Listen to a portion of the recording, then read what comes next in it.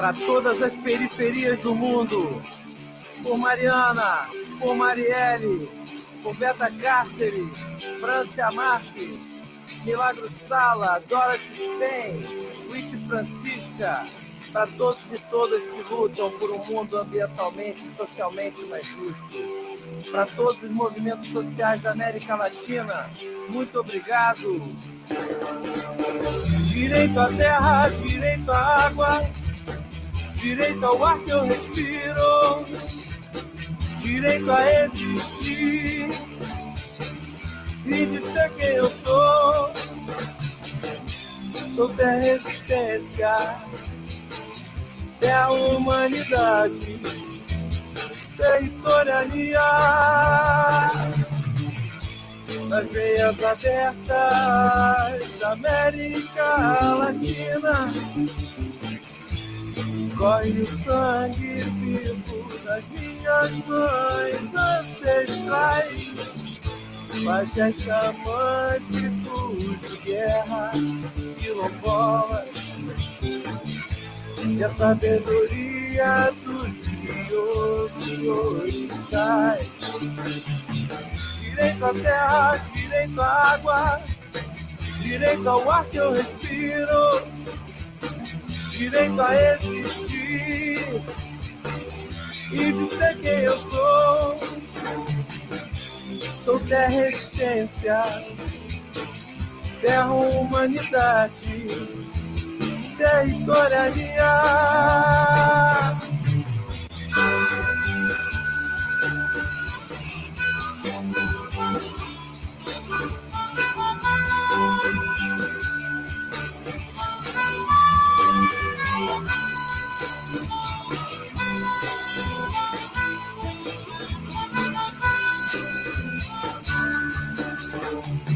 Direito à terra, direito à água, direito ao ar que eu respiro, direito a existir e de ser quem eu sou.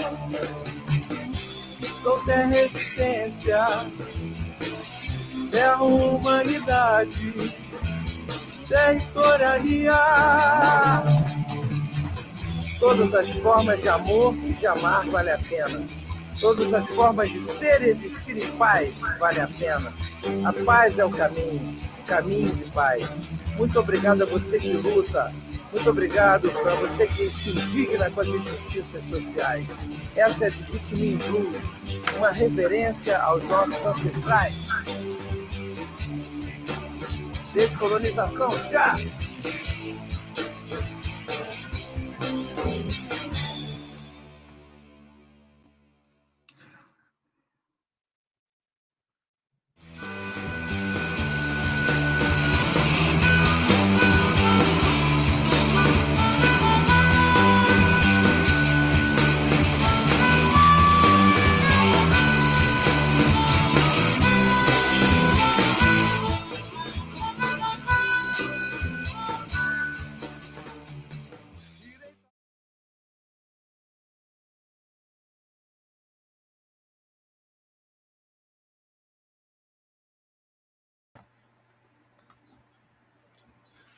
Bom dia!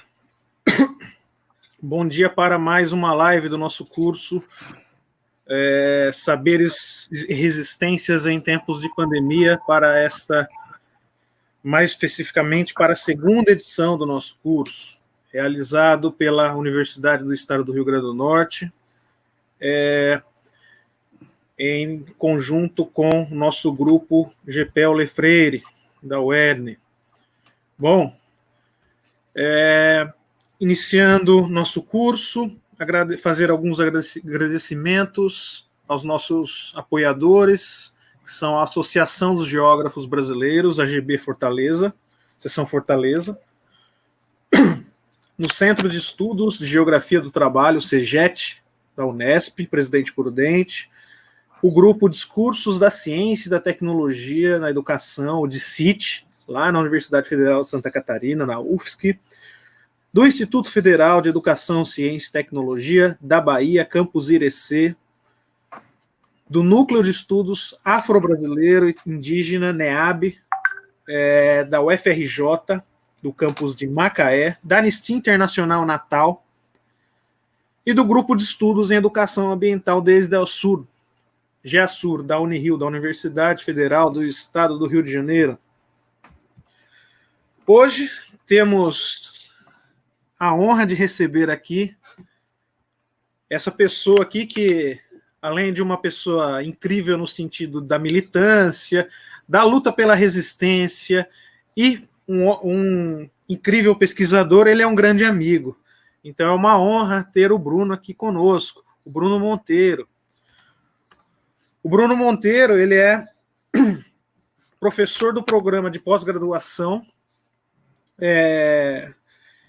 inclusive ele é vice-coordenador do programa de pós-graduação em Educação em Ciências e Saúde do NUTES, da UFRJ de Macaé. Ele é representante sudeste da ABRAPEC, que é a Associação Brasileira de Pesquisa em Educação e Ciências. Ele é membro do Núcleo de Estudos Afro-Brasileiro Indígena, o NEAB, e organizador do livro Decolonialidades na Educação e Ciências. Depois, aqui ao final, eu vou pegar o livro para mostrar novamente o livro. Eu já mostrei na primeira edição, mas eu vou mostrá-lo novamente, que inclusive eu tenho um capítulo, né, nesse livro. E também ele é baterista da Desritmin Blues, baterista da banda que acabou de tocar aí na introdução, que vocês gostaram, que o pessoal pede e tudo mais. E nesse sentido, eu vou até pedir para vocês se inscreverem no canal da Desritmin Blues, que está aqui, né, no anúncio. O vocalista é o Celso, que toca gaita também, e o baterista é o nosso amigo Bruno aqui. Que honra tê-lo aqui, Bruno, que honra. Então, esse curso a gente traz sempre uma forma de acolher as pessoas e tudo mais, e no sentido de trazer também uma certa informalidade, né, mostrar o nosso carinho pelas pessoas e tudo mais é sempre importante. Então a gente sempre tem que trazer isso, e a gente traz esse curso como se fosse um bate-papo também, né, uma conversa entre pesquisa, resistência e amizade também. Sem mais delongas, eu gostaria de passar a palavra para o Bruno. Muito obrigado, Bruno, por sua presença aqui. Eu que agradeço, é uma honra, Samuel, poder compartilhar e dialogar com você, com a sua audiência, né? Eu acho que você conseguiu construir um caminho bastante interessante, uma ligação aí com diversas pessoas, estudantes, pesquisadores, militantes, enfim, uma série de pessoas. Eu acho isso louvável. Eu o vejo também como um grande amigo, e também enxergo aí o surgimento de um grande intelectual comprometido, que faz a interlocução entre a universidade pública, diga-se de passagem, é muito importante a gente frisar isso, e os movimentos sociais, né? Então, eu acho que você, entre outros colaboradores, como Celso, Bárbara, Ruth, enfim, uma série de outros nossos colaboradores e amigos, fazem esse caminho de abrir as portas da universidade para que a nossa população, o nosso povo possa entrar, se expressar e tomar conta daquilo que é deles, que é a Universidade Pública Brasileira. Então, eu te agradeço de antemão, agradeço a organização dos Saberes e Resistências. Esse curso é fantástico, esse curso introduz uma metodologia, né, muito importante, que eu, inclusive, reproduzi no curso A Universidade Pública Vive.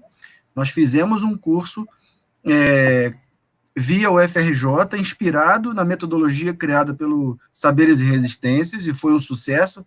A gente teve uma média de 1.100 visualizações por live, entendeu?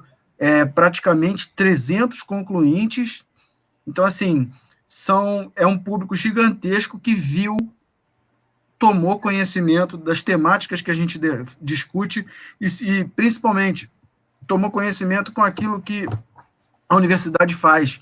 Eles viram a universidade pública reagir a um momento crítico como esse, como eu destaquei naquele momento, nós estamos preparados para enfrentar esses momentos de crise, nós temos conhecimento, e aí, quando a gente abre portas para dialogar com a comunidade, para trazer a comunidade também para pensar a crise e pensar as reações à crise, aí sim nós completamos e conquistamos a chance de deixar um grande legado para a sociedade. Eu queria também agradecer toda essa audiência aí que se dispôs a despender seu tempo para poder escutar a gente. Eu acho que você foi extremamente feliz aí na montagem da programação das 2 edições. Eu assim, fico pensando assim, caramba, ele me colocou para falar entre um monte de vários pessoas importantíssimas, pensadores maravilhosos. Ele é maluco, mas vamos lá. Você é doido, mas vamos lá. As contribuições estão por vir, vamos lá. Eu queria compartilhar uma tela, vou ver se eu consigo aqui. Você já fez as apresentações, vamos lá, deixa eu ver se eu consigo aqui, share screen, janela de aplicação, compartilhar. Me avisa aí, Samuel, se você está vendo já a tela. Está vendo alguma tela? Eu estou vendo, está aparecendo. Então, essa aí é uma gravura muito conhecida, virou um clichê para quem viaja para a América do Sul, né? Principalmente para o Uruguai e tal. Tem camisas lá no Uruguai, em qualquer lugar que você vá, com essa imagem. É uma imagem de Joaquim Torres Garcia, e é uma das provocações mais emblemáticas desse movimento, que é o olhar para o Sul. Né? A gente está falando de um Sul que não é o Sul global, que não é o Sul geográfico, desculpa, é o Sul global, é o Sul dos esfarrapados, né? É o Sul, é uma região negligenciada.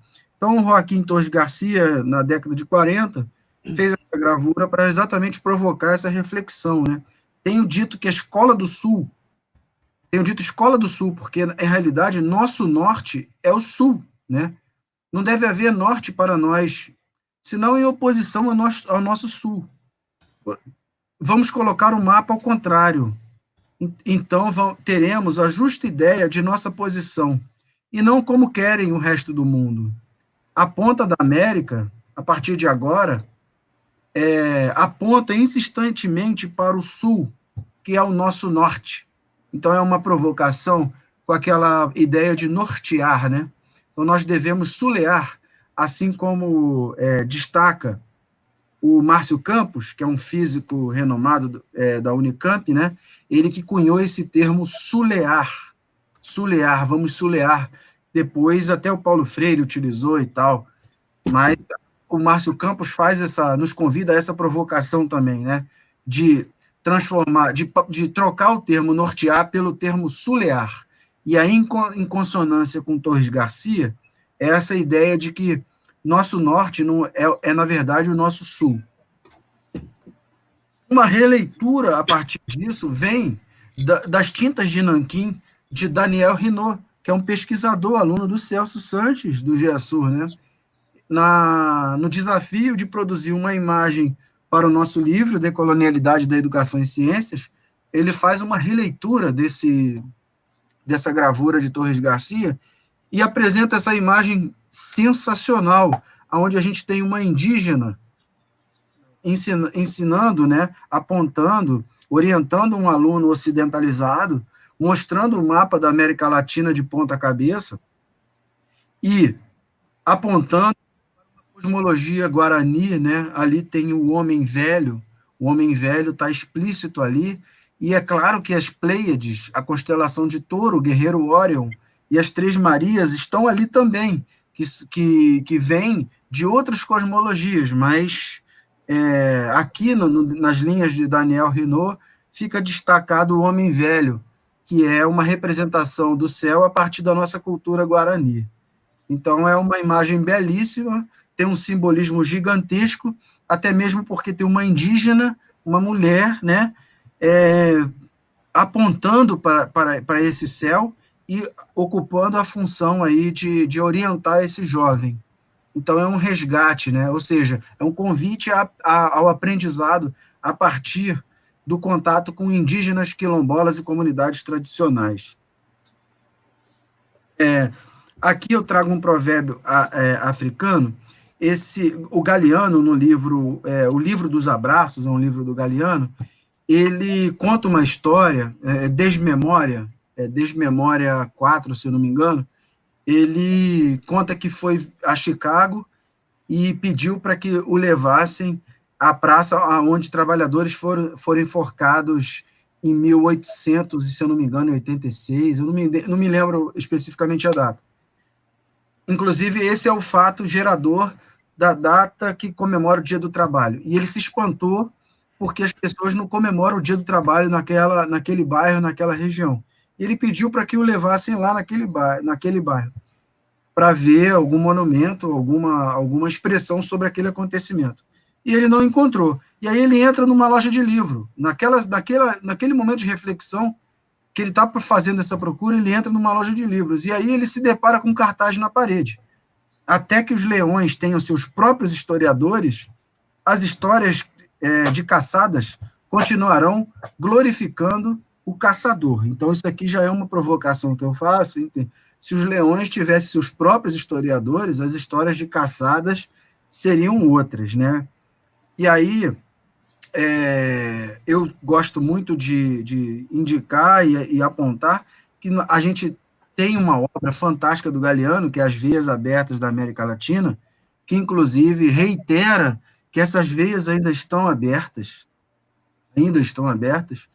que é um livro que deveria ser literatura fundamental no nosso sistema de ensino. E aí o Galiano nos aponta que a América Latina é a região das veias abertas, do descobrimento aos nossos dias, tudo sempre se transformou em capital europeu, ou mais tarde norte-americano, e como tal, se acumulou e se acumula nos distantes centros de poder.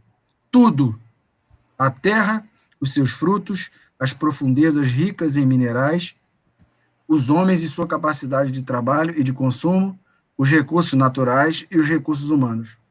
O modo de produção e a estrutura de classes de cada lugar foram sucessivamente determinados do exterior, incorporação à engrenagem universal do capitalismo.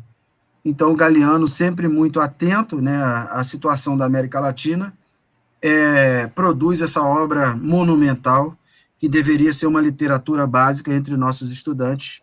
Todas as casas deveriam ter essa obra e todos deveriam ler, para que essa postura brasileira de negar a América Latina fosse minimizada, até mesmo finalizada, né? Nós precisamos ter consciência que somos latino-americanos. Todo o papo toda a discussão que eu pretendo fazer aqui tem a ver com essa temática, sobretudo em pensar o ano de 1492, né, como um marco histórico que vai, a partir desse momento, marcar o que a gente vai conhecer que a gente vai conhecer como capitalismo, o que a gente vai conhecer como sistema mundo moderno, capitalista, colonial, heteronormativo, cristão, e por aí vai. Então, esse ano é uma marca, é um marco, e, sobretudo, que vai se chegar aqui nesse território de Pindorama, ou da Abya Yala, vai se chegar o colonizador, cristianizador, né, que teve o seu primeiro nome mais expoente, o Cristóvão Colombo, mas vão chegar outros. Então, é importante a gente pensar num colonizador cristianizador, um colonizador que vai trazer uma bandeira e uma cruz para poder produzir todo tipo de pilhagem e massacre sobre essas terras. Chimamanda, a nossa querida escritora nigeriana, no livro Meio Sol, Meio Amarelo, e também na sua live, na sua TED Talks, né, sobre o perigo da história única, chama atenção sobre essa questão da história única em relação àquele provérbio africano da história de caçadas de leões, né, também vai reiterar essa questão da história única, né? Então, ela diz, o problema com estereótipos não é que eles sejam falsos, mas sim que eles são incompletos. Eles fazem com que uma história se torne a única história. Mostre um povo uma coisa, como somente uma coisa, repetidamente, e será o que eles se tornarão. Como são contadas, quem as conta, quando e quantas histórias são contadas, tudo realmente depende do poder. Poder é a habilidade de não só contar a história de uma outra pessoa, mas de fazê-la a história definitiva daquela pessoa. A África não se resume apenas à miséria e pobreza. Então, nesse livro, ela conta aí a saga dos povos iorubás, Alçais e Ogbos, e chama atenção para esse aspecto da história única, né? Nós, dentro do nosso processo educativo, tomamos contato com a história que o colonizador nos contou e nos conta. É um ponto de vista privilegiado e selecionado que nos mostra a história dos vencedores, dos homens brancos vencedores. Então, essa Chimamanda e a conexão do que a Chimamanda está falando com o provérbio africano nos coloca diante desse desafio de pensar a decolonialidade, que seria uma postura política de revisão de toda essa história, de toda essa filosofia que nos constitui. E aí, por isso que é um grande desafio. Outro aspecto que eu gosto de citar é um pouco a linha histórica dessa onda que vai culminar na questão da decolonialidade. A gente tem a genealogia do pós-colonialismo, que é um movimento que vai se estabelecer na década de 80, por dois recortes. E aí a Luciana Balestrin apresenta isso de forma muito didática no artigo Giro Decolonial e América Latina. Então, ela coloca que há duas dimensões, uma dimensão da temporalidade. Então, o pós-colonialismo refere-se a processos como a independência, a libertação e a emancipação das sociedades exploradas pelo imperialismo e neocolonialismo. E, em contraponto, também há o surgimento de estudos literários e culturais, sobretudo surgem aí os estudos culturais, que a partir da década de 80 ganham evidência em algumas universidades dos Estados Unidos e da Inglaterra.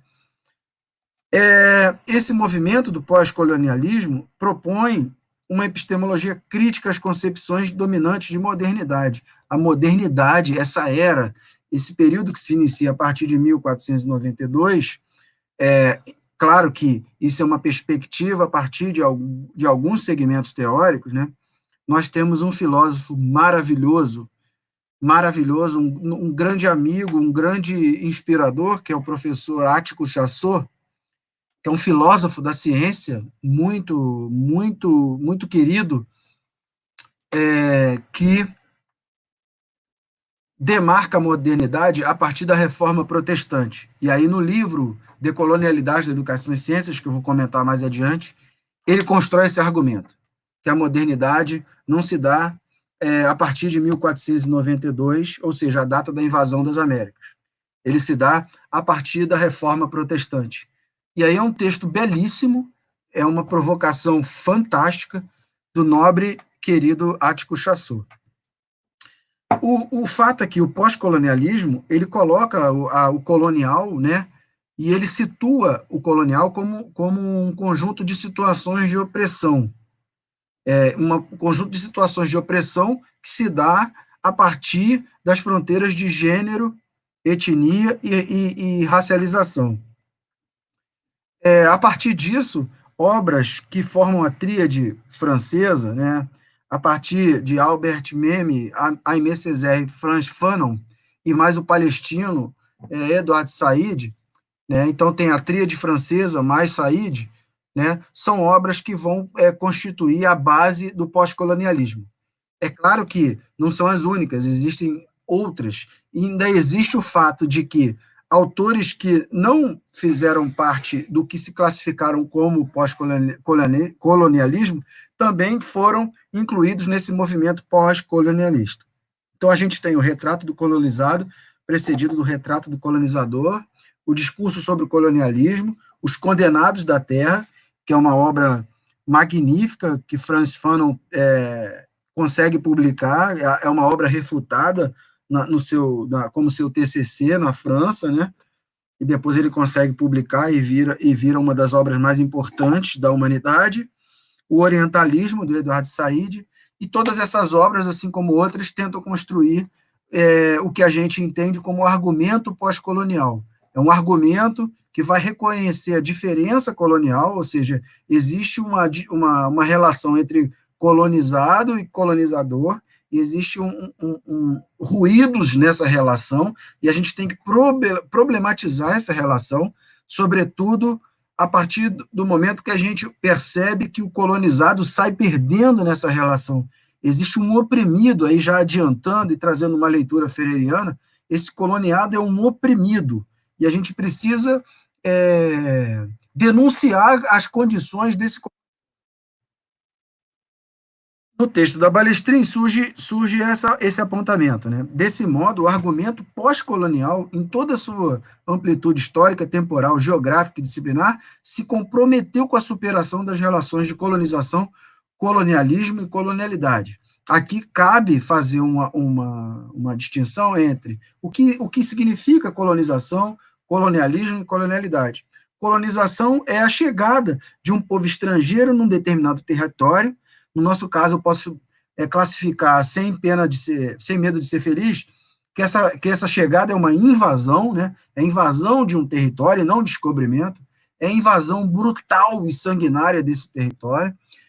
Então, isso é a colonização. Depois, o colonialismo são os processos derivados dessa invasão, como as estruturas de poder, como a sociedade vai se organizar a partir desse advento da colonização, então é o colonialismo, e a colonialidade é o que vai ficar, é o que está no plano das subjetividades, são as subjetividades que vão ser construídas a partir desse processo, ou seja, mesmo cessando, mesmo esses territórios se tornando independentes, há algo que fica, há algo que perdura, há algo que se torna tácito nesses territórios, e isso a gente chama de colonialidade.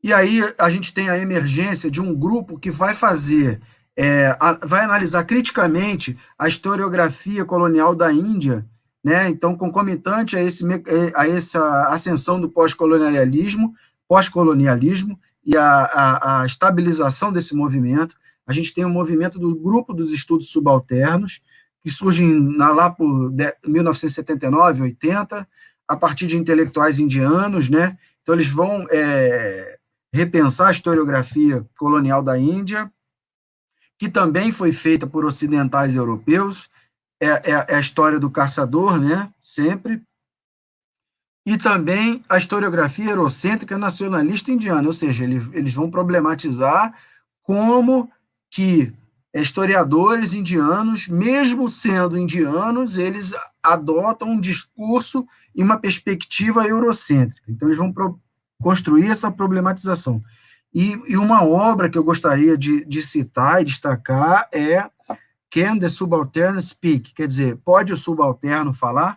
Da Gayatri Spivak, que é uma obra extremamente importante e que eu recomendo para quem deseja se inserir nesse debate sobre decolonialidade.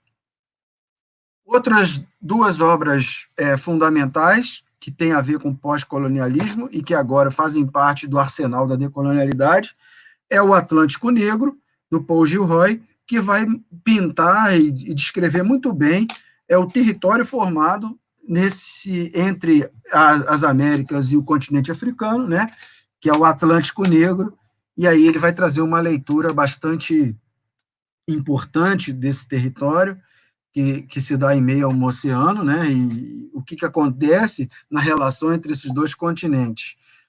Outra obra é a do Homi Bhabha, O Local da Cultura, então, que é uma obra que vai influenciar muito os estudos culturais, ou seja, a partir desse cenário, questões como etnia, migração, globalização, gênero, diáspora, classe, cultura, identidade, são temas que vão emergir e que estão aí entre nós a partir principalmente da leitura e do contato com essas ideias maravilhosas que surgiram a partir do que se configurou como estudos culturais e daquilo que se configurou como pós-colonialismo. Então, a gente tem uma síntese aí, os grupos de estudos subalternos, de 79 a 80, depois os grupos de estudos subalternos vão surgir, esses grupos de estudos subalternos vão inspirar grupos de estudos subalternos da América Latina, né? Esses grupos de estudos subalternos da América Latina vão inserir a América Latina nesse debate pós-colonial, que até então a América Latina não tinha participação nesse debate, claro que isso seguindo uma linha de raciocínio. Se a gente pensar os autores brasileiros como Paulo Freire, Milton Santos, Lélia Gonzalez, enfim, Abdias do Nascimento, uma série de autores brasileiros, eles e elas, com certeza, estavam refletindo sobre essas questões, embora isso não se veja nessa linha de raciocínio que a gente está traçando aqui.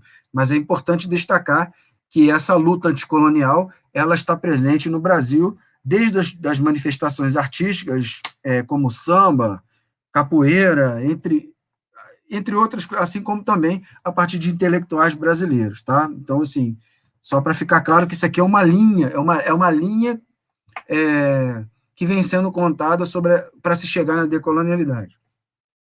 Depois surge o grupo Modernidade e Colonialidade, formado por um grupo de americanos, de americanistas, em 98.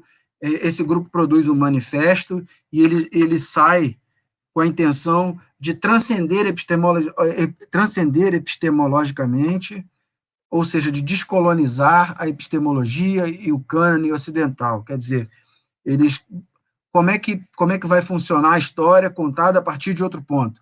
Como vai funcionar a filosofia contada a partir da lógica do Sul, né? A partir das epistemologias do Sul.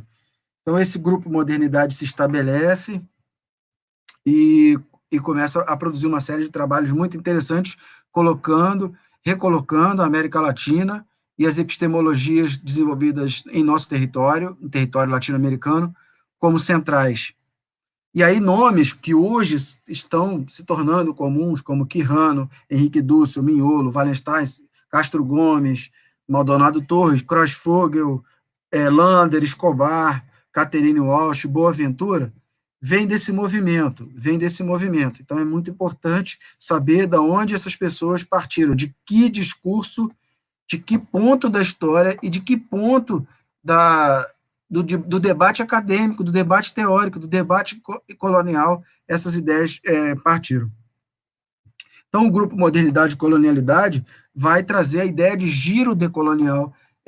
É imperativo se pensar numa virada epistêmica, numa análise do mundo e das relações humanas que acontecem nesse mundo a partir da perspectiva do Sul global, né? Por isso a ideia do giro. Então, o grupo traz a filosofia da libertação de Dussel, também de Leonardo Boff, por que não dizer de Leonardo Boff, a teoria da dependência de Quijano, a teoria do sistema mundo de Wallenstein. Então, o grupo compartilha noções, raciocínios e conceitos que lhe conferem uma identidade e um vocabulário próprio, contribuindo para a renovação analítica, epistêmica e utópica das ciências sociais latino-americanas do século XXI. Sua principal força orientadora, no entanto, é uma reflexão continuada sobre a realidade cultural e política latino-americana, incluindo o conhecimento subalternizado de grupos explorados e oprimidos. Então, até então, né, a gente tem um conjunto de lentes para observar o mundo. A partir de agora, esse grupo defende a ideia que a gente tenha lentes a partir do Sul, sobretudo a partir da América Latina, para olhar o mundo. O giro vem daí, né? Diversos autores, tanto do centro como das periferias, da produção do conhecimento, da geopolítica do conhecimento, atualmente buscam questionar o universalismo etnocêntrico, o eurocentrismo teórico, o nacionalismo metodológico, o positivismo epistemológico e o neoliberalismo científico, contidos no mainstream das ciências sociais. E aí surge um conceito central para a gente trabalhar aqui, né? Que a gente colocou como proposta trazer alguns aportes da decolonialidade para pensar a pandemia. E aí o conceito de colonialidade do poder é central.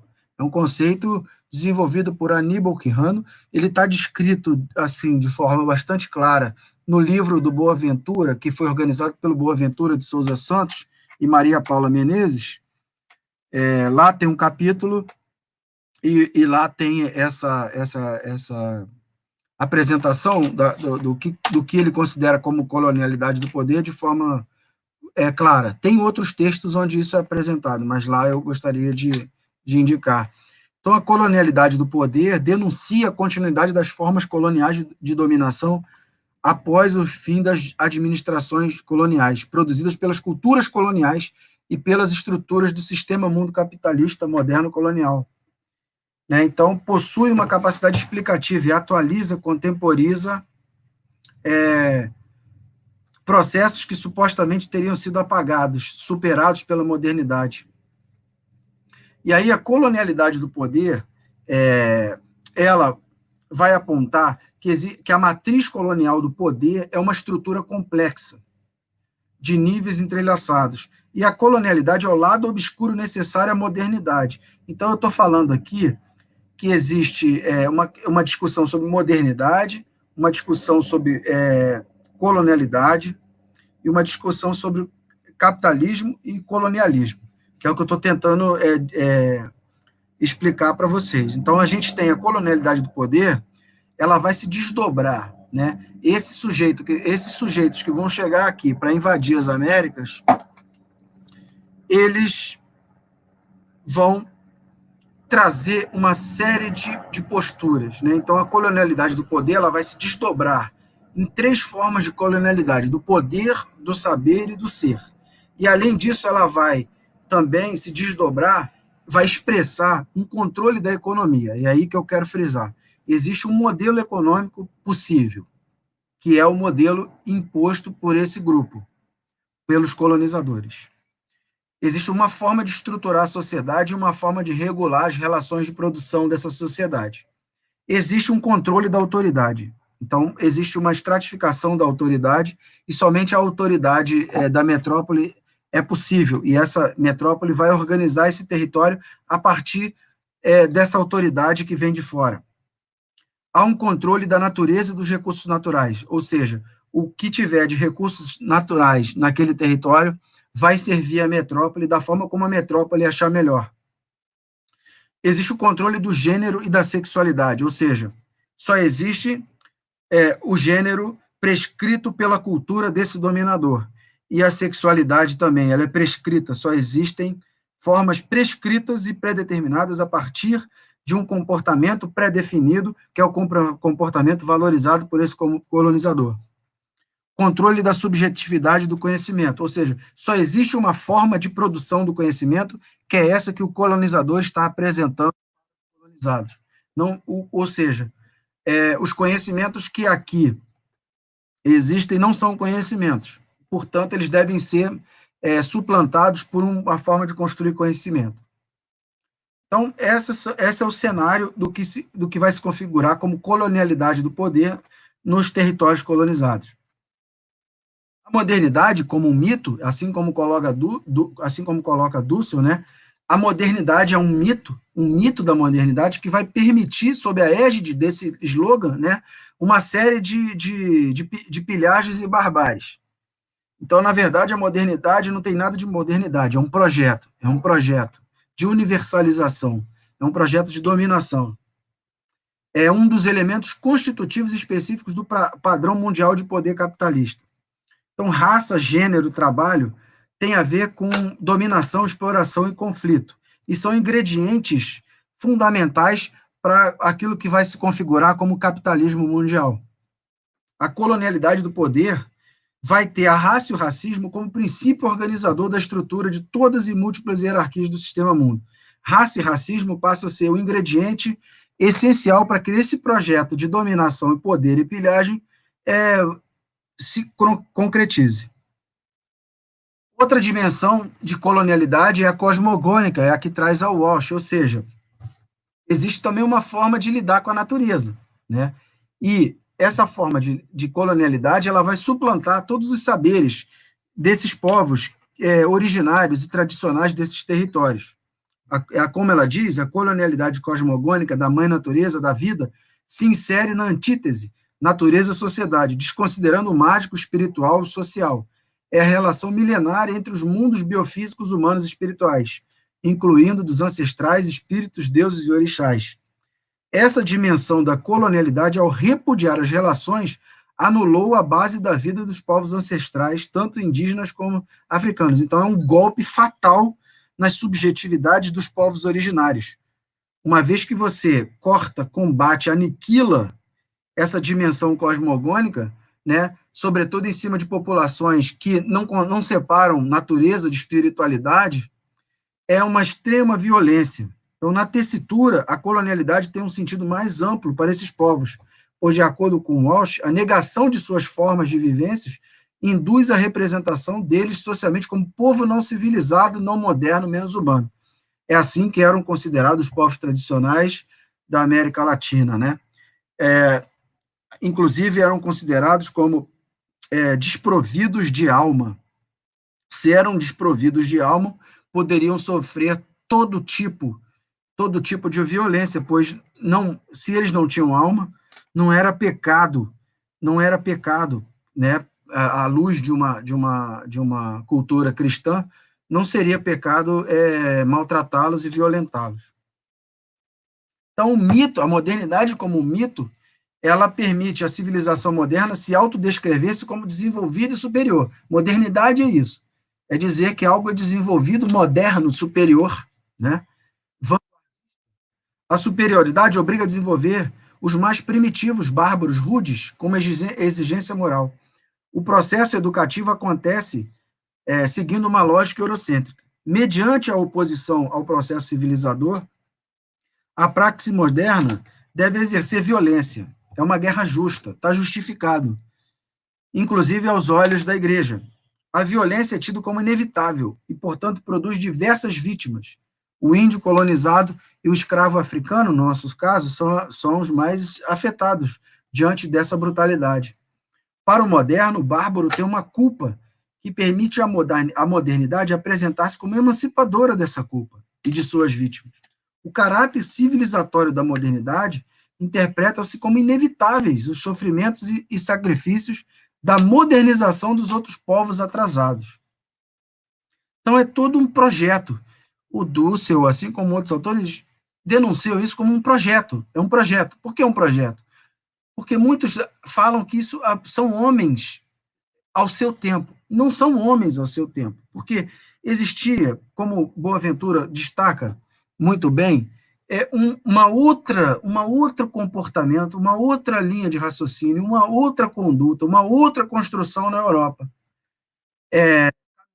Para um estabelecimento do que é um clima jurídico, do que são direitos humanos, do que é uma forma de regulação equânime da vida urbana, e para cá vem esse modelo, né, de violência. Então, assim, é um projeto, é muito importante a gente pensar isso como um projeto.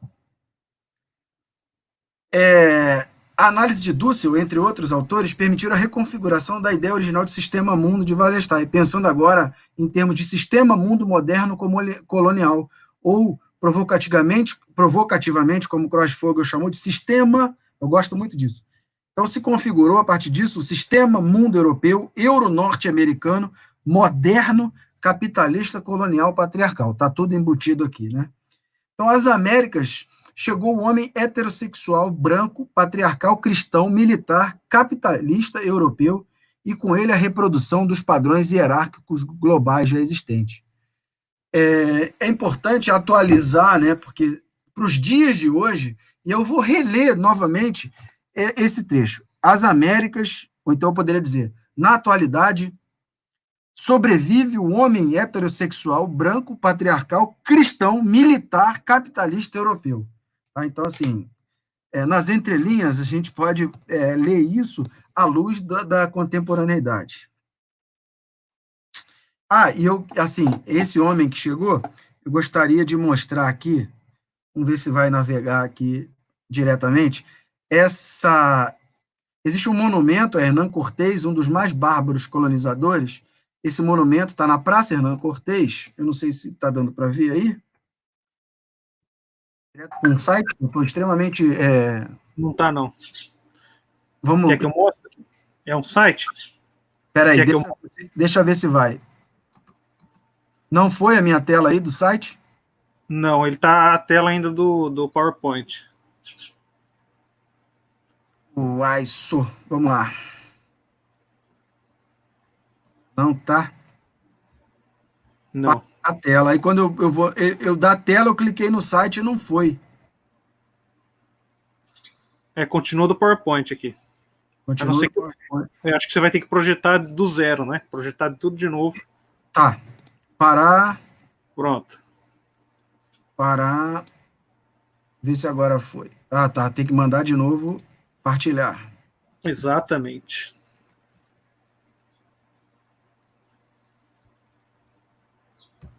Agora vai.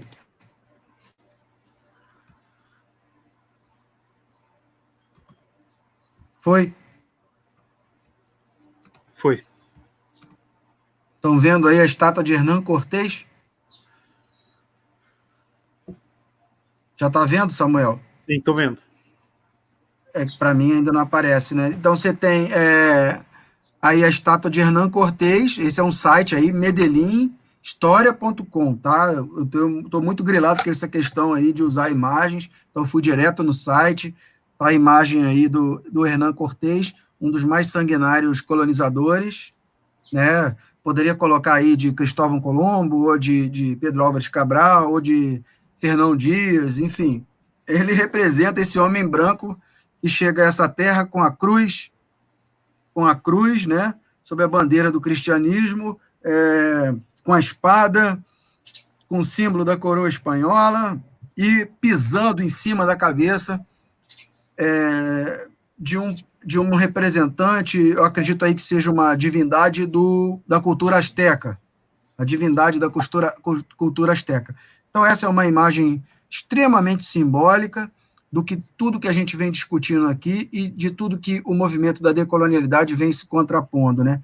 Existem movimentos ao redor do mundo para a derrubada dessas estátuas, porque elas, na verdade, representam a violência, a negação de povos, a negação de tradições e culturas. Então, eu quis trazer essa imagem aqui, porque mais ilustrativa do que ela, eu não vejo. Então, está aí a imagem do grande colonizador pisando na cabeça da cultura de um povo tradicional. É uma estátua que está aqui, deixa eu ver, aqui, ó, na praça, agora a imagem da praça. Estão vendo a imagem da praça? Isso aí está no Google Maps. A praça em Córdoba, lá na Espanha, é uma praça belíssima, e está lá a imagem do Hernán Cortés, né? É dessas imagens que a gente tenta tirar foto quando a gente viaja, né? Agora não mais, mas tá aí. Tá aí a representação desse vou voltar para o PowerPoint. Isso, tem que postar de novo. Espera aí.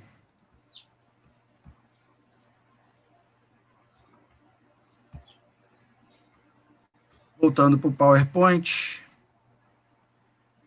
Onde que eu estava? Já está. Está aparecendo.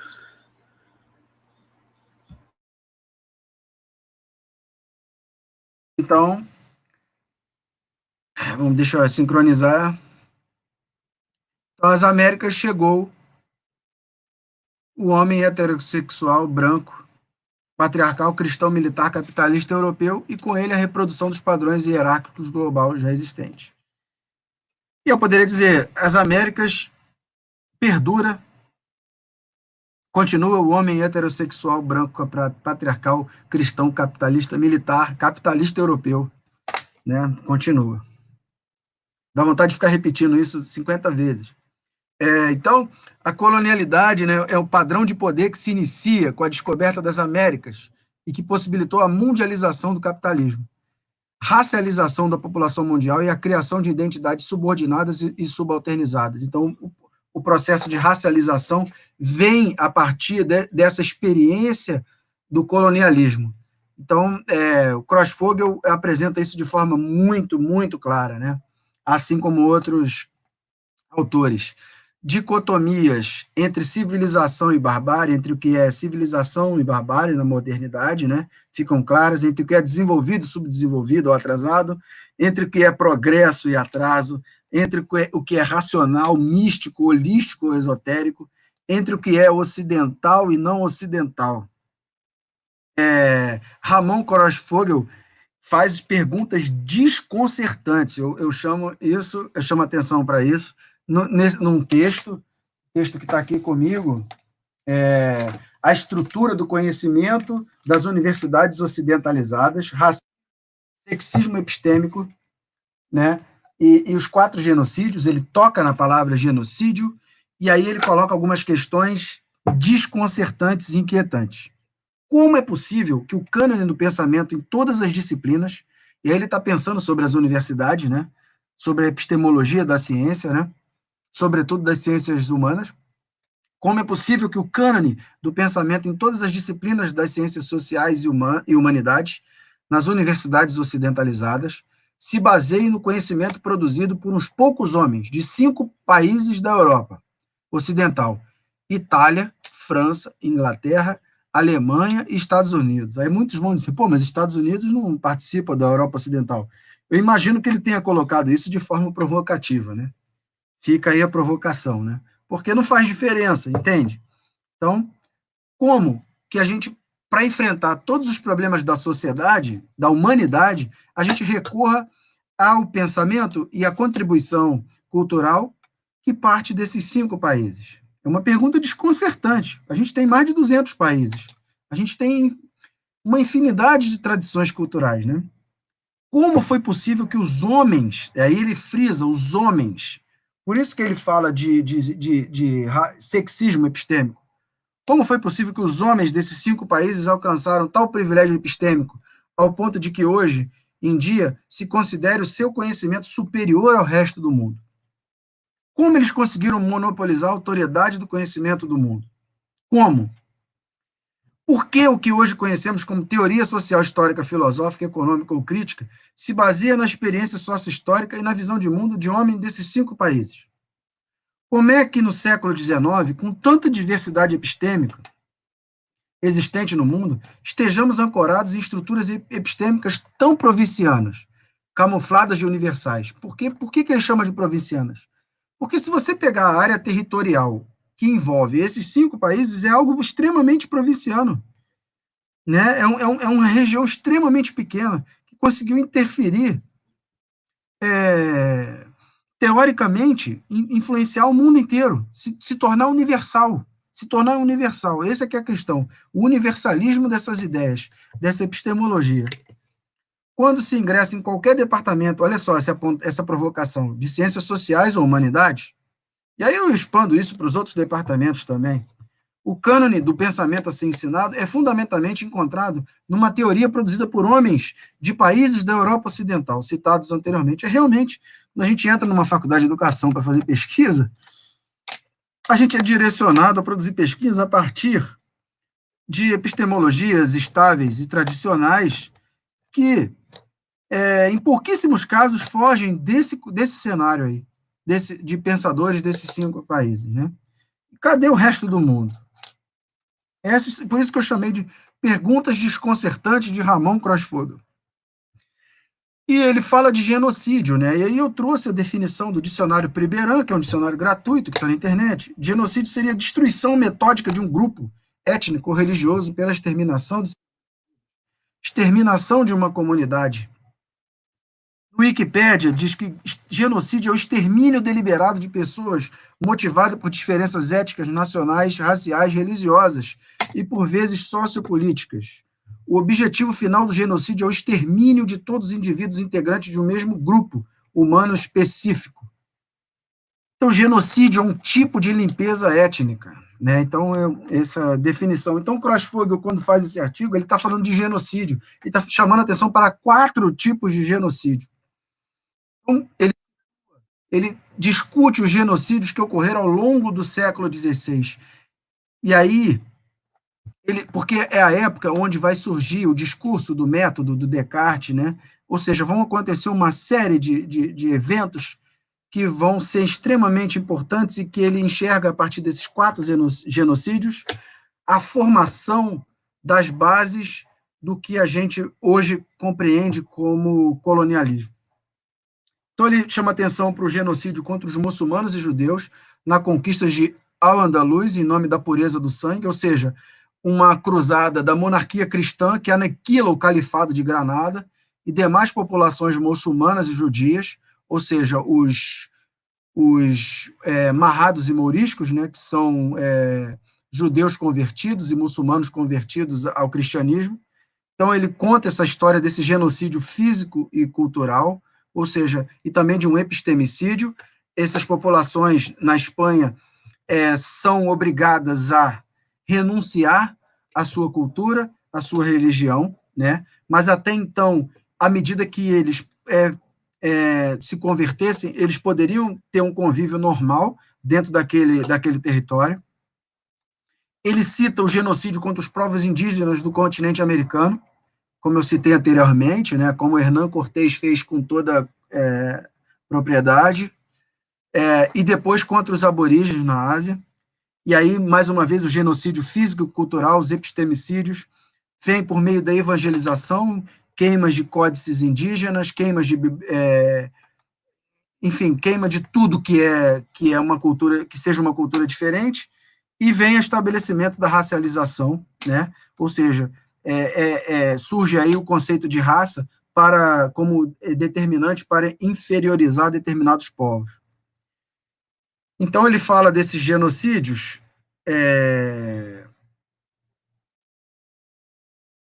a partir dessa ideia, a gente pode pensar, né, no caso lá dos moriscos e marranos, na conquista de Al-Andalus, que tinha a questão das diferenças religiosas. Ao mesmo tempo, ocorre a invasão das Américas. Com a invasão das Américas, se percebe as diferenças raciais, ou seja, povos com características fenotípicas diferentes, e, portanto, há um gancho aí de se pensar a inferiorização desses povos a partir de características fenotípicas.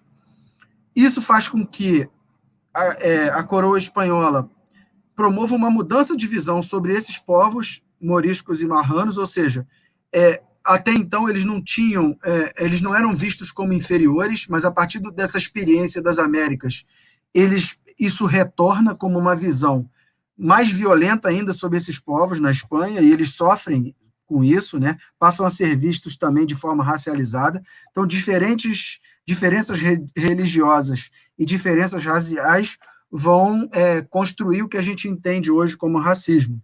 Então, a transição entre racismo religioso, povos com alma, povos sem alma, ou humanos e inumanos, para o racismo de cor, para esse racismo que está presente nos nossos dias.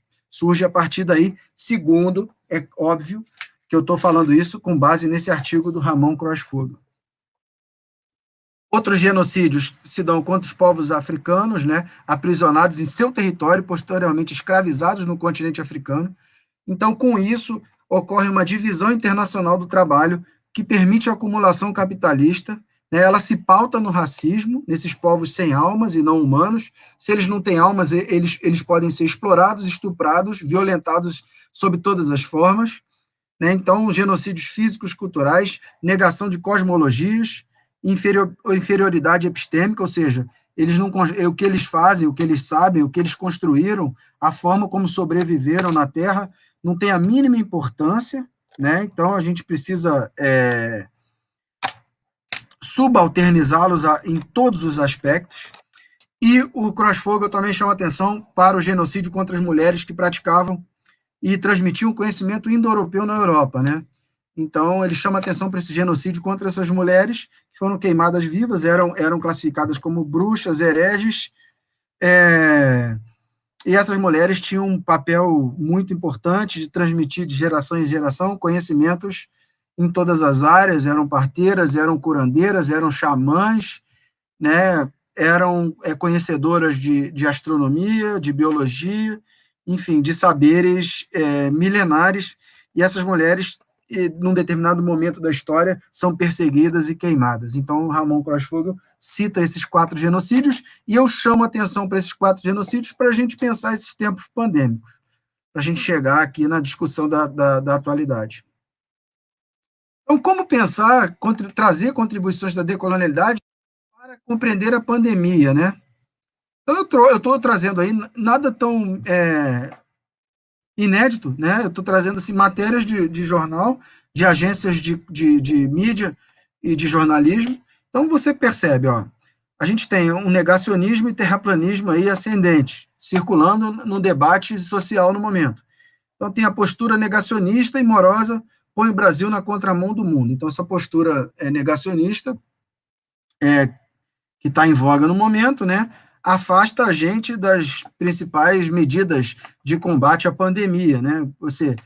Além do negacionismo científico, existe o negacionismo, a negação de que existe uma pandemia, de que existe uma epidemia, de que isso é apenas uma pequena gripe ou algo relacionado a isso. ONU critica negacionismo no Brasil durante a pandemia, né? Então, para Bachelet, a atitude do governo pode ampliar a crise sanitária. Então, esse negacionismo leva à morte. Ele é produtor de morte, ele é assassino.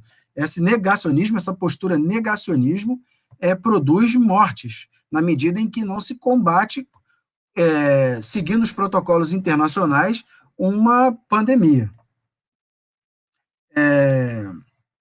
Covid mata 60% em bairros mais pobres de São Paulo, e Covid mata 55% de negros e 38% de brancos. Então, esse genocídio, ele tem cor, tem endereço, né? Ele mata mais pobre do que rico. Então, quer dizer, apesar do vírus não escolher entre pobre e rico, a desigualdade social expõe mais o pobre à infecção do que o rico. Então, a epidemia é uma questão social, né? Então, quer dizer, que é fruto de uma desigualdade. O impacto da epidemia tem uma leitura que parte em função de uma desigualdade social. Desigualdade social é fator de risco para a morte de crianças e adolescentes por Covid-19. Então, mais uma vez, a desigualdade social é algo central que a gente tem que pensar muito. Quer dizer, a desigualdade anda de mãos dadas com o vírus, né? Então, a desigualdade social está do lado do vírus, eles são do mesmo time. Então, quanto mais desigualdade social, pior vai ser o resultado da pandemia, né? Mais pessoas vão morrer, mais pessoas vão se infectar por conta de não terem condições dignas de moradia, acesso à alimentação, acesso à água, né? Então, isso é uma relação direta. Favelas brasileiras são zonas de sacrifício no combate do coronavírus. Então, quer dizer, a bomba estoura no lado mais fraco, né? Então, as populações vulneráveis vão sofrer, claro, diretamente mais em relação a uma crise sanitária como essa. E cabe ressaltar que a pobreza é uma invenção do capitalismo, né? A pobreza é uma invenção, né? Na primeira live aí da professora Larissa, ela colocou isso de forma muito clara. E também ontem a Michele Sato frisou muito bem essa questão da injustiça social, né? A pobreza é uma invenção do capitalismo. A Larissa citou, inclusive, que é possível existir um sujeito obeso e subnutrido, né? Se é possível existir um sujeito obeso e subnutrido, significa que tem gente passando fome à toa, né? E existe uma cultura de alimentação extremamente equivocada. Então, são coisas que a gente tem que pensar. Ó. Mais umas manchetes. Ó. No Brasil e nos Estados Unidos, negros correm mais risco de ser mortos pela polícia, né? Então, quer dizer, quem morre mais nas comunidades carentes são populações vulnerabilizadas, frutas de racismo, frutas da desigualdade social e frutas da violência racial, né? Então, 1,8 mil indígenas são infectados por Covid em 78 povos do Brasil. Então, quer dizer, as populações indígenas tradicionais dessa nossa terra estão extremamente vulneráveis, sem proteção do Estado, que deveria cumprir esse papel de protegê-las. A questão da desinformação também serve muito bem para demonstrar o genocídio, né? A desinformação mata, né? Na medida em que você tem fake news concorrendo e disputando credibilidade com informação científica, né? Isso provoca genocídio também. Isso aí é ingrediente para genocídio, né? Pessoas tomando medicamentos que não são aprovados, enfim, combatendo e tomando determinados comportamentos a partir de orientações que não têm validade alguma, muitas das vezes nem bom senso, coisas que vão contra o bom senso, né? Então, isso significa que a desinformação mata, né? Você está orientando equivocadamente as pessoas. Então, o Leonardo Sakamoto coloca aqui na matéria, não é só o coronavírus, fake news sobre o coronavírus também mata. Claro, porque desvia as pessoas das orientações corretas, das orientações que são consenso entre a comunidade científica, né?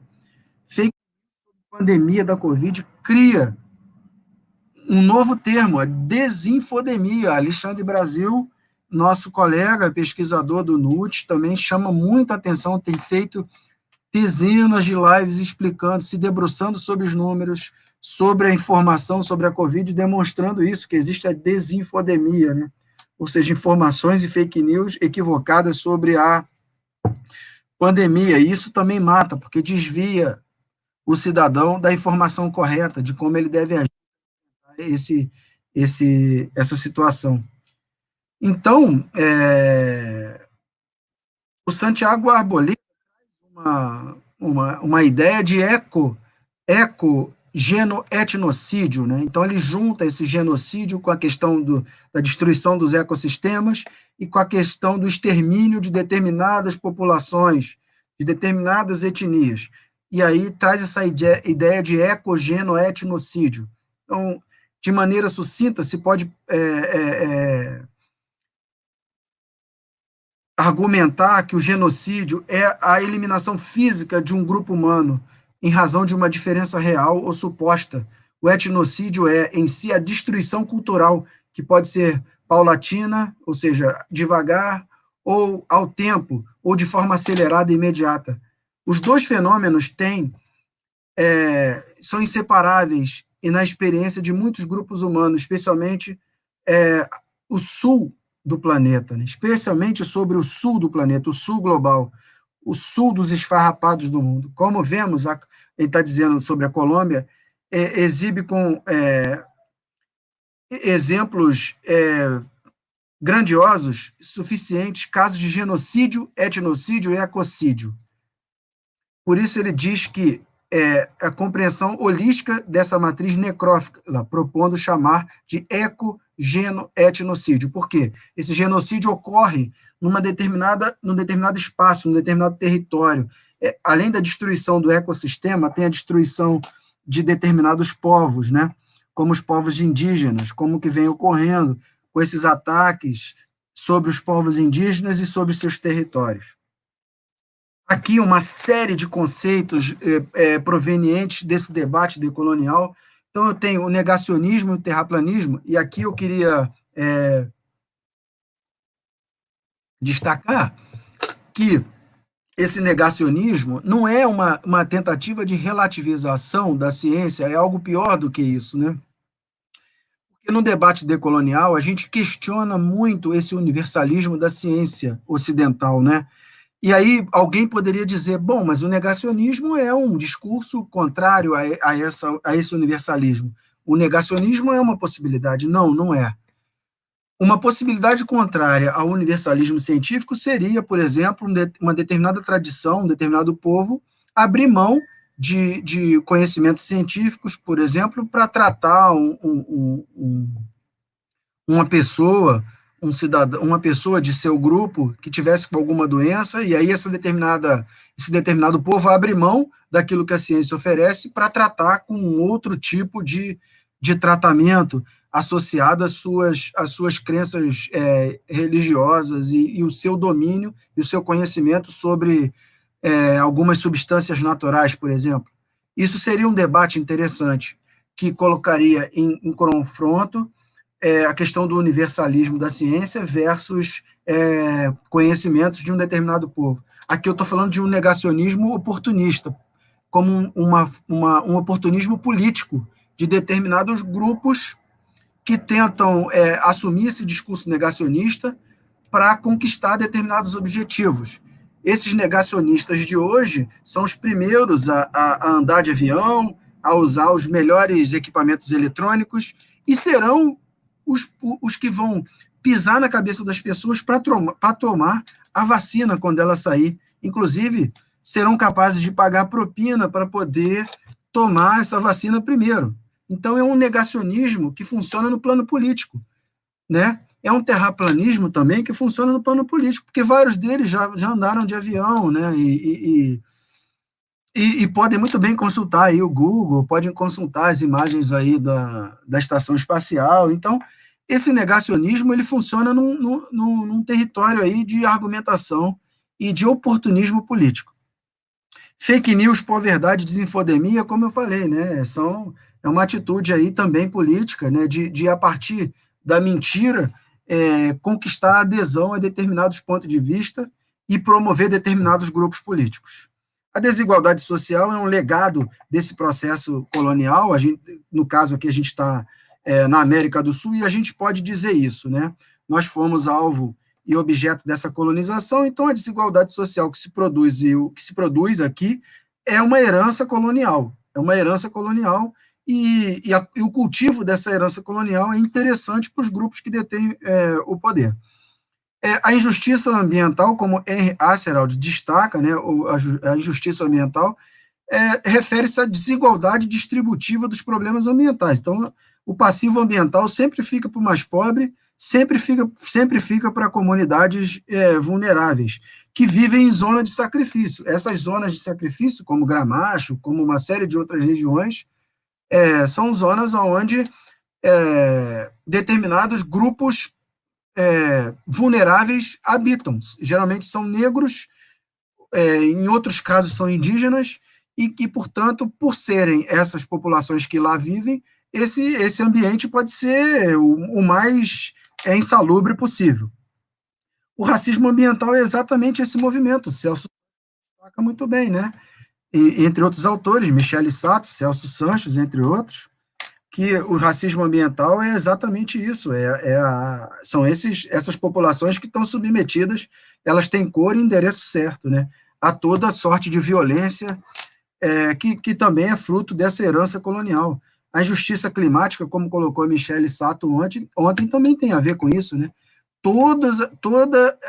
O ônus dessa exploração monstruosa sobre os recursos naturais, sobre a natureza, sobre o planeta Terra, vão recair de forma mais violenta sobre populações vulneráveis.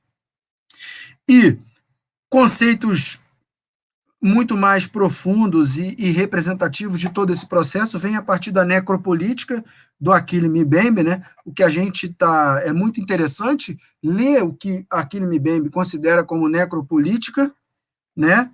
E ver a necropolítica. A pandemia nos trouxe assim uma ilustração simultânea, ao vivo, de como opera a necropolítica, ou seja, a gente vive um estado de exceção onde opera o biopoder e a soberania, né?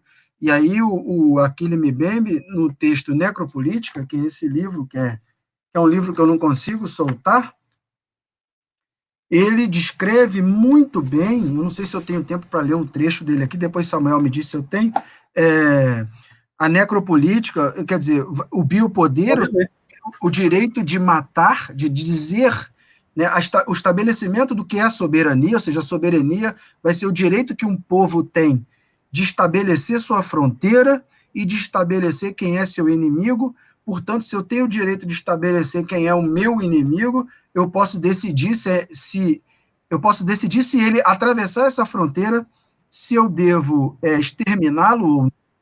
É a garantia desse direito do biopoder, ou seja, que o Foucault estabeleceu muito bem, é o direito de dizer quem está vivo e quem pode morrer, que é a necropolítica que está sendo operada agora. Quem pode morrer com a pandemia e quem pode viver. Está estabelecido, está aí. Está para todo mundo ver. Quem deve morrer, quem deve viver, quem deve morrer. Que território deve ser protegido, que território não deve ser protegido. Quem pode ficar de quarentena, quem não pode ficar de quarentena. Tá? Tudo isso tem a ver também com aquilo que eu citei antes de ecogenoetnocídio. Então, esses são os apontamentos que eu gostaria de dizer.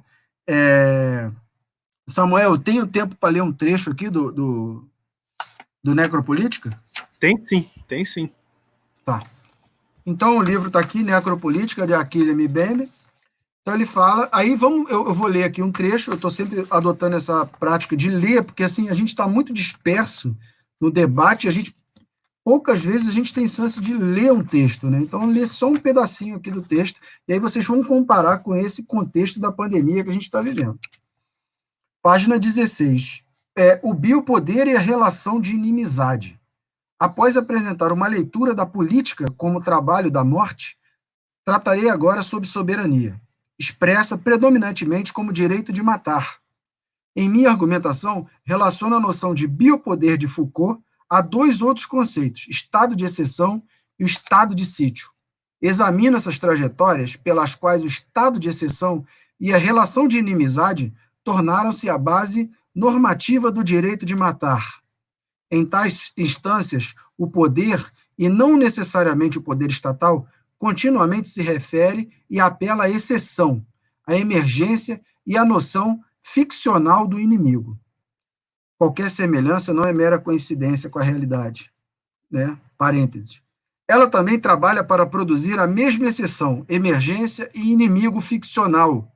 Em outras palavras, a questão é: qual é, nesses sistemas, a relação entre política e morte, que só se pode funcionar em um estado de emergência? O estado pandêmico, talvez. Na formulação de Foucault, o biopoder parece funcionar mediante a divisão entre as pessoas que devem viver e as pessoas que devem morrer, operando com base em uma divisão entre os vivos e os mortos. Tal poder se define em relação a um campo biológico, do qual toma o controle e no qual se inscreve. Esse controle pressupõe a distribuição da espécie humana em grupos, a subdivisão da população em subgrupos e o estabelecimento de uma censura biológica entre uns e outros. Isso é o que Foucault rotula como o termo aparentemente familiar de racismo. Que a raça, ou na verdade o racismo, tenha um lugar proeminente na racionalidade própria do biopoder é inteiramente justificável. Afinal de contas, mais do que o pensamento de classe, a ideologia que define história como uma luta econômica de classes, a raça foi a sombra sempre presente no pensamento e na prática das políticas do Ocidente, especialmente quando se trata de imaginar a desumanidade de povos estrangeiros ou a dominação a ser exercida sobre eles. Terminando, referindo-se a essa presença atemporal como ao caráter espectral do mundo da raça como um todo, Arendt localiza suas raízes na experiência demolidora da alteridade e sugere que a política da raça, em última análise, está relacionada com a política da morte. Com efeito, em termos Foucaultianos, racismo é, acima de tudo, uma tecnologia destinada a permitir o exercício do biopoder, este velho direito soberano de matar. Na economia do biopoder, a função do racismo é regular a distribuição da morte e tornar possíveis as funções assassinas do Estado. Segundo Foucault, essa é a condição para a aceitabilidade do fazer morrer. Então, é um trecho bastante forte que ajuda a gente, ilustra, é muito doido ler isso e acompanhar o que está acontecendo com a gente nesse momento de pandemia. Apresentando o livro Decolonialidade na Educação e Ciências, um esforço de mais de 40 autores. Esse livro foi organizado por mim, pela Débora Santos de Andrade Dutra, do Instituto Federal do Espírito Santo, Suzane Cassiani, da Federal de Santa Catarina, Celso Sanches e Roberto Dalmo. É um esforço de mais de 40 autores do Brasil, da Argentina, Colômbia e Portugal. É um livro que foi editado pela Livraria da Física, está lá no site deles. Quem se inscrever como professor no site da Livraria da Física, compra ele com bom desconto, assim como todo o catálogo da Livraria da Física. Muito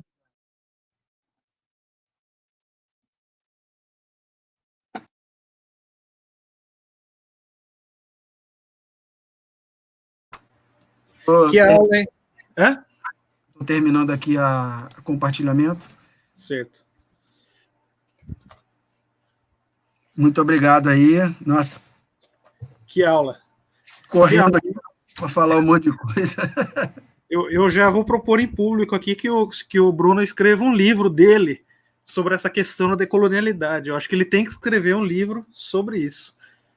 Pô, todo esse apanhado que você fez aí, dá um livro. Você tem que escrever um livro seu sobre isso daí. Pô, que sensacional. A gente só vê o pessoal aqui comentando que aula maravilhosa. Eu não tinha noção dessas questões e tudo mais. Nossa, que sensacional. E falar com o Bruno é sempre um aprendizado. E ouvir a aula dele, então, nem se fala. Gostaria de dizer também que esse livro eu ganhei do nosso amigo Celso Sanches, foi um presente. Ganhei do nosso amigo Celso. Então vocês percebam que aqui a gente tem uma relação de amizade também, né? E é assim que a gente vai aprendendo também, né? Enfim. O pessoal já começou a fazer algumas perguntas, tal. Eu posso só pedir uma pausazinha para o Pipi, porque tá danado aqui. Tá certo. Rapidíssimo. Tranquilo. Aí a Ruth, que esteve presente aqui conosco ontem, concorda, Samuel. Bruno precisa escrever o livro com essas reflexões. É isso aí. Pô, que aula, né, gente? Que aula. Uma outra questão que eu vou colocar aqui, né? Vou postar aqui para vocês. E eu vou pedir para vocês já mandando algumas perguntas. A gente já tem algumas, né? Mas mandem as perguntas para que possamos conversar com o professor e o amigo Bruno aqui. Então, né, o Saberes e Resistências apoia a paralisação nacional dos entregadores. A educação é um ato político, como diz o Paulo Freire. Então, a gente tem que se posicionar em relação a essas questões todas. É sempre importante a gente pensar. Bom,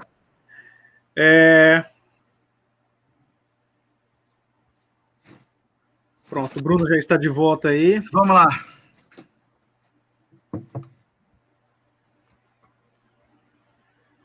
Eu vou colocar algumas questões aqui. Vamos lá, tem várias aqui. Tem uma interessante que foi feita mais lá no início. Eu não vou lembrar quem que fez, tá, gente? Mas a gente conseguiu salvar aqui.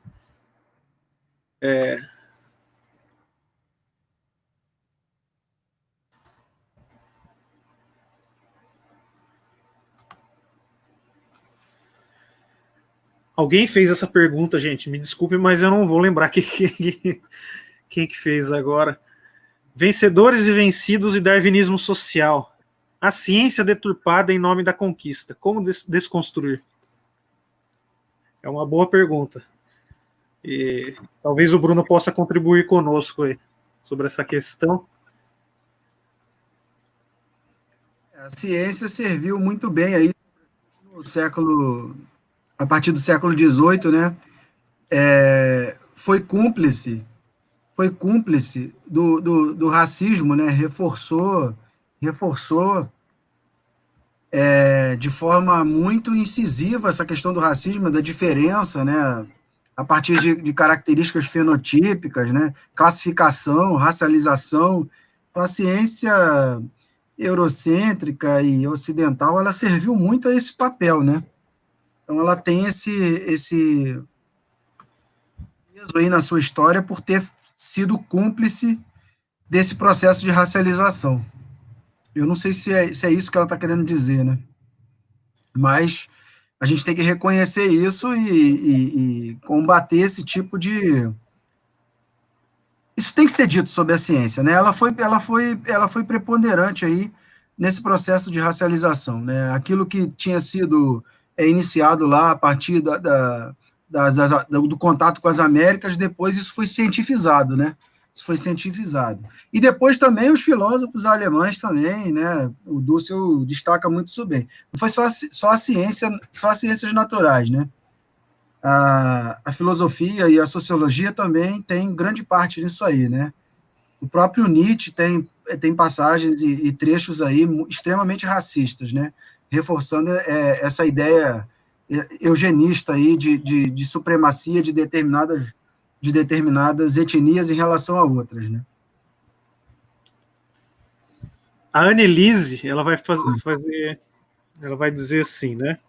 Silvia Kusikank alega que continuamos hierarquizando autores e saberes, valorizando aqueles vinculados ao norte global, mesmo no âmbito do viés decolonial. Qual o seu posicionamento? Sim, sim. É como eu tinha citado durante a minha fala, né? É aquilo que o Crossfogel ficou inquieto, né? Por isso que ele faz aquelas perguntas no texto, né? Como é possível a contribuição teórica de homens de 5 países influenciar toda a humanidade, né? Sobretudo, balizar toda a produção de conhecimento, entre aspas, né? Então, realmente, mas a gente está.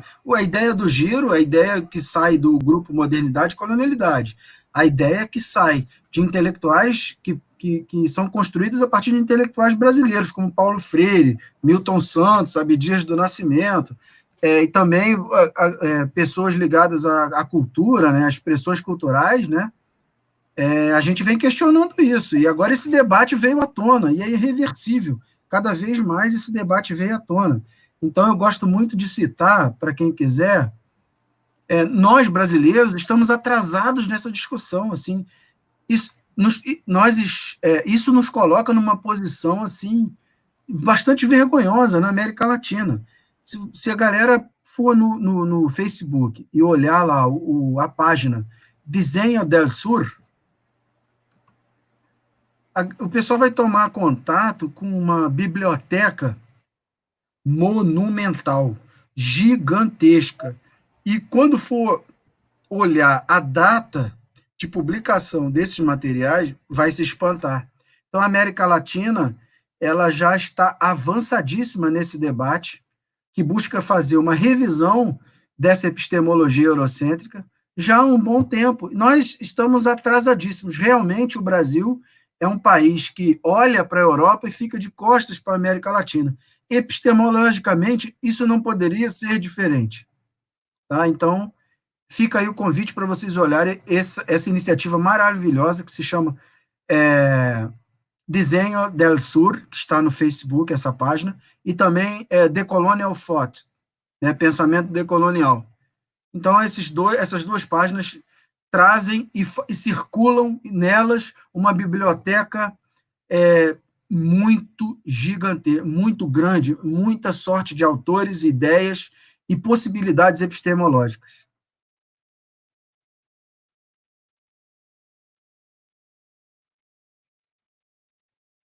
Ok? Não estou te ouvindo. Aí, eu esqueci de desativar meu som. Ativar meu som. Desculpa, gente. Para responder essa pergunta da Mariana Cel, eu já aconselho a leitura do livro que o Bruno organizou, né? Mas eu vou passar para o Bruno aqui. Como inserir as contribuições do movimento decolonial no ensino de ciências e biologia? Tá aí. Boa pergunta. Existe um grupo muito bacana, que é esse grupo nosso que está pensando isso, né? Então, a gente tem esse livro, Decolonialidade na Educação e Ciências, tem produções da professora Bárbara Carini, da Federal da Bahia, Catemari Rosa, também da mesma universidade, várias pessoas, Roberto Dalmo, uma série de pesquisadores brasileiros, novos, né, com a cabeça bastante, digamos assim, sem preconceito de lidar com outras teorias, com outros pensamentos, com outras contribuições teóricas. Então, assim, realmente a educação em ciências vem construindo esse caminho. no MPEC, nos 2 últimos MPECs, nós conseguimos emplacar, dentro da programação, mesa redonda, mini cursos, né, e também trabalhos que se debruçam sobre essa questão da educação em ciências a partir da decolonialidade, questionando essa questão da colonialidade. Então, é um movimento crescente, já temos um livro, já tem os livros dessas pessoas que eu citei aqui, então é um movimento irreversível. Então, isso já está circulando, já tenho alunos de mestrado e doutorado trabalhando nessa temática, tenho outros professores orientando também alunos com pesquisas sobre a questão da educação em ciências e decolonialidade. Então, é um movimento irreversível. E como inserir partir de outras literaturas, de outras referenciais teóricos, a partir do Sul, desde o Sur mesmo. Como eu citei anteriormente, a partir dessas páginas aí do Facebook, vocês vão ter contato com uma literatura que vocês vão ficar extremamente surpresos. É muito grande, é um volume monstruoso. Isso faz a gente que é brasileiro se sentir meio incomodado, porque a galera da América Latina já está discutindo e avançando nisso há um bom tempo.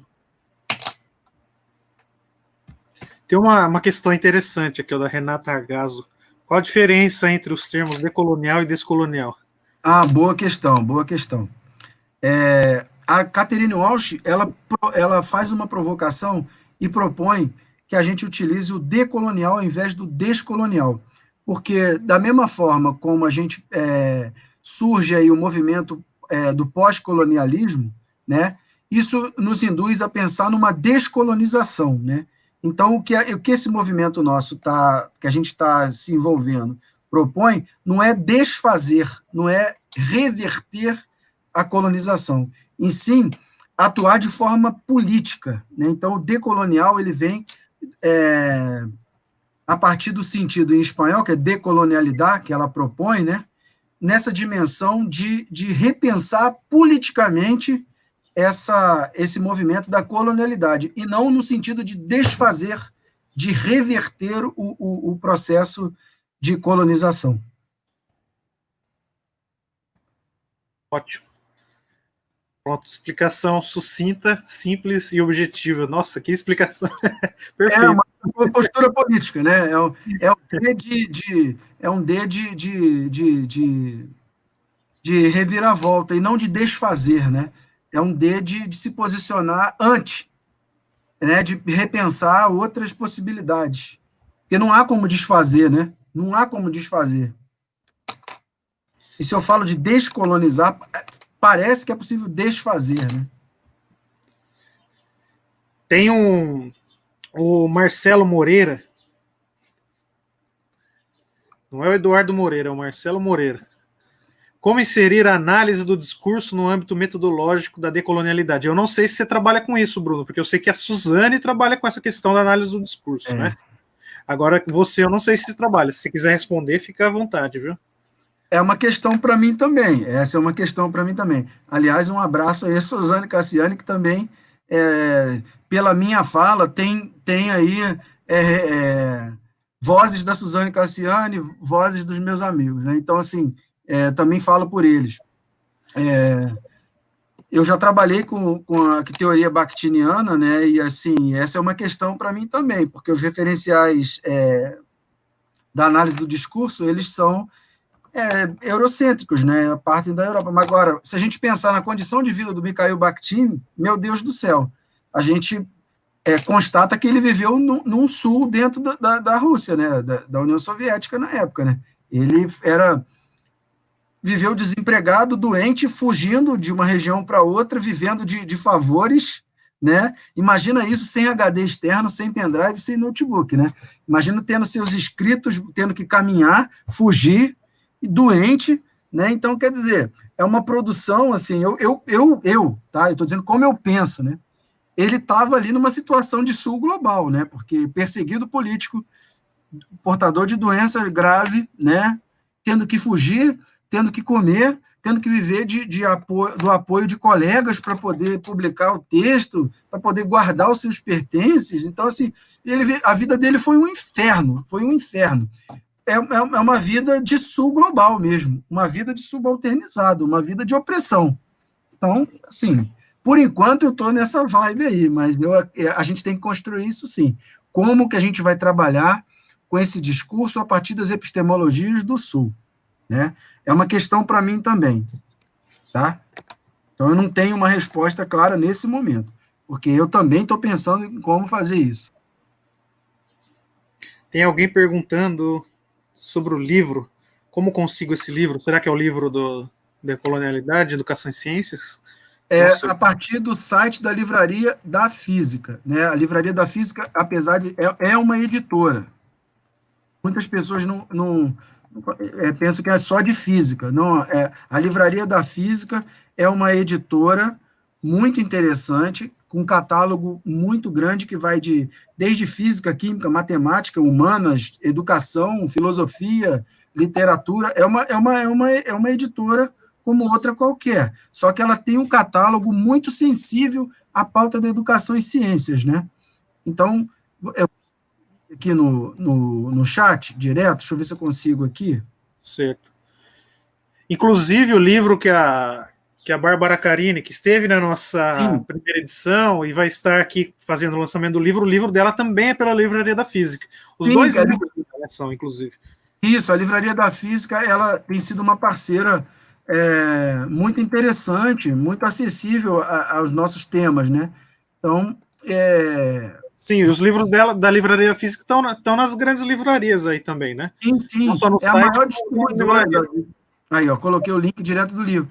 Então, a Livraria da Física, você se cadastrando, se você for professor, você tem um desconto, acho que de 30%, 40% no catálogo todo. Não é só nesse livro, não, no catálogo todo. Então, vale a pena lá se cadastrar. Tem uma aba para professores. Aí, se cadastrar e seguir o procedimento, tem que mandar um e-mail e tal, se cadastrar como professor. Exatamente. Bom, gente, penso que a gente já pode ir fazendo o nosso fechamento aqui. O Dalmo já fazendo aqui, ó, na real, em qualquer site online, mas optando pela Livraria da Física, professores ganham 40% de desconto. Exatamente. O Dalmo é nosso parceiro também, nessa rede também. Isso aí é um conluio, né? É um grupo... Pois é, gente. Então, eu vou encaminhando para o final aqui. Lembrem-se, nossas atividades, as atividades todas estão no site. Nós não enviaremos as atividades por e-mail. A primeira atividade não tinha uma resposta que voltava para o e-mail, mas a partir da segunda atividade nós já temos. Já colocamos uma resposta que vocês preencheram, ela volta para o e-mail de vocês, né, para provar que vocês realmente preencheram. Não tem como a gente enviar um por um dizendo que respondeu, porque a gente tem, como a gente disse no início, a gente tem mais de 1.150 pessoas inscritas no nosso curso. Só para demonstrar aqui,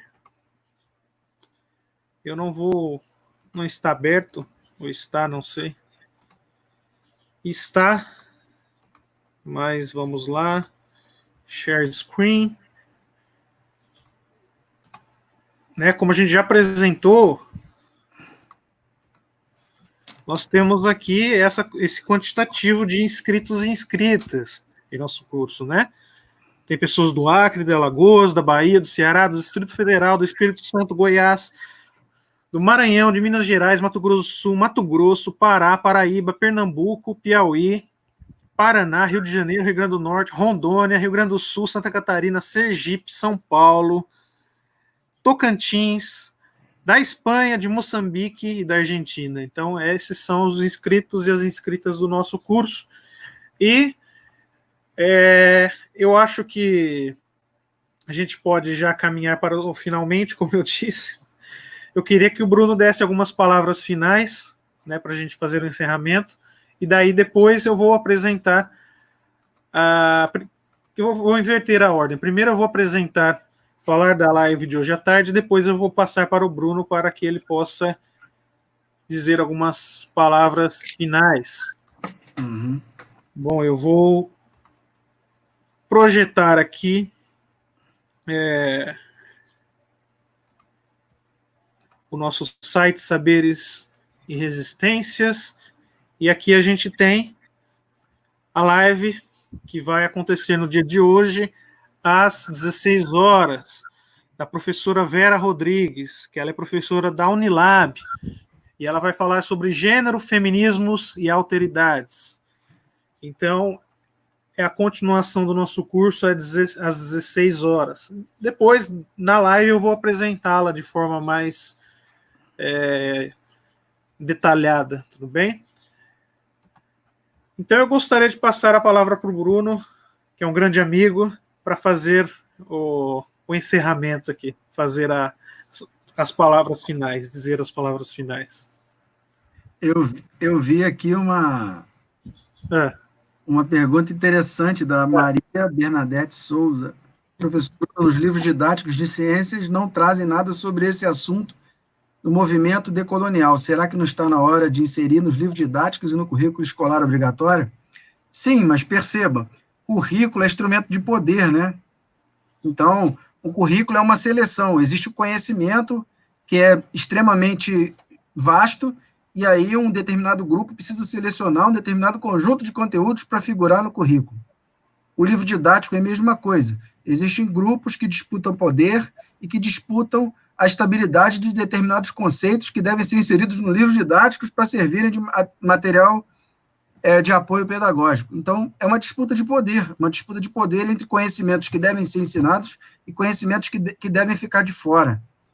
Então, é natural que o livro didático também ele traga a história do colonizador, né?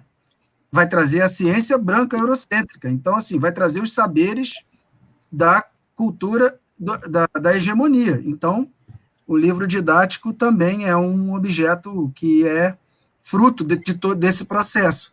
Então, a decolonialidade propõe exatamente isso, problematizar todos os espaços possíveis e tentar colocar em pé de igualdade todo tipo de conhecimento, todo tipo de contribuição de todos os povos da Terra. É isso que eu queria deixar claro. Antes de qualquer coisa, agradecer a Samuel, a Organização dos Saberes e Resistências, IAN, né? A todo mundo que se envolve nesse projeto lindo. Agradecer a todos que despenderam seu tempo para assistir esse debate. Dizer que a universidade pública está lutando contra gente muito poderosa, está lutando para se manter em pé, está lutando para se manter viva, e nós vamos vencer todo esse período, e ao mesmo tempo que vamos vencer, nós estamos transformando todo esse processo. Queria agradecer a todas e todas, muito obrigado. E Samuel, muito obrigado também, e parabéns pela iniciativa. Maravilha. Eu estou liberando a atividade aqui. Pronto, a atividade já está liberada, gente.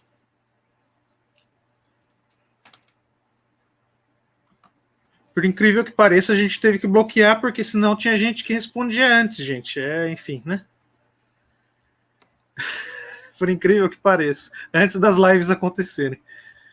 Mas, enfim, gente. O Bruno está rindo ali.